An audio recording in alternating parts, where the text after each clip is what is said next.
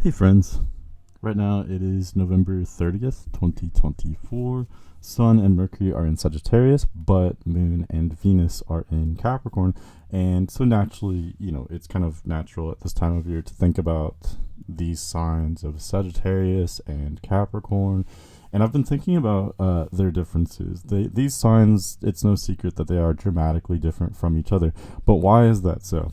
So I want to kind of just zoom out for a second, just forget everything that you know about Sagittarius and Capricorn, and let's just look at the basics. So, in the Northern Hemisphere, I'm a Western astrologer. I focus more on the seasons, especially, as like relative to the Northern Hemisphere. So, in the Northern Hemisphere, when the sun is in Sagittarius and Capricorn, these two signs correlate to the darkest time of the year.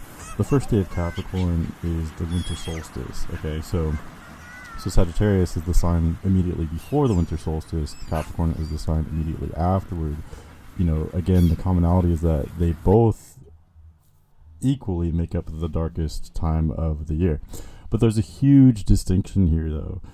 Sagittarius, because it's the sign before the winter solstice, it's the last fall sign, and so as such, yes, it's one of the darkest signs, one of the darkest two signs along with Capricorn, but the difference is the light is continuing to decrease. Even though it's such a dark time already, the days are still getting shorter, the sun is still getting weaker throughout Sagittarius.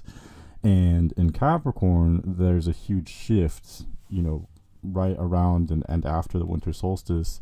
It still continues to be a very dark time of the year, but the huge distinction is that the light is returning. And so this really has a dramatic impact on the way we experience these signs. Sagittarius, everything's basically over. Like, we already kind of died on some level through Scorpio, and we've seen the light, and we're like kind of utilizing some kind of optimism amidst the darkness in Sagittarius. But because the light is decreasing, it's like things are still kind of ending. This whole year is still ending, if that makes sense. The whole natural kind of growth cycle, the cycle when it comes to the light and the sunlight, it's still ending. And so that's why Sagittarius in many ways is almost opposite of Capricorn, because Sagittarius isn't about planning at all. Sagittarius says everything's over anyway, nothing matters, let's just eat, drink, and be merry. That's why Sagittarius is actually the most optimistic sign, because nothing matters anymore. The game's over already anyway. We might as well just party and overindulge because nothing matters. Okay, and again, that totally changes when the light starts returning. Capricorn knows that, Capricorn's a cardinal sign. Capricorn initiates winter. But even greater than that, that light returning, Capricorn is the first sign where the light starts returning. That's why, Christmas, which is right around the beginning of Capricorn, it has to do with lights, bringing the light back. There's always, Christmas lights on the tree, lights on the houses, is because the light is returning. That's a huge deal.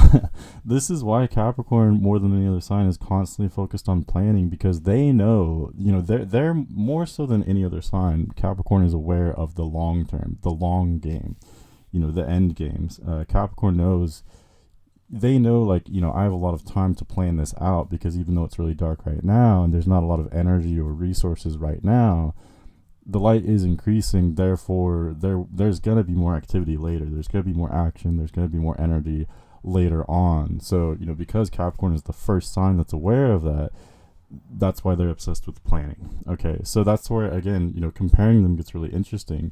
Capricorn is like the most conservative sign, the sign that has the most to do with planning. Sagittarius is basically the exact opposite. Sagittarius isn't planning anything. They're just saying, fuck it, let's party like it's 1999. It's the end of the world. It's the end of the growth season. Anything that we haven't canned and jarred and pickled during Scorpio season, we may as well just feast on now, because otherwise we'll have to throw it away. Okay, so anyway, I hope that kind of helps to give you an idea of why the signs are the way they are. I thought that was interesting, so I thought maybe that would help you as well. But otherwise, thanks so much for listening, and have a great holiday season. I'll talk to you later.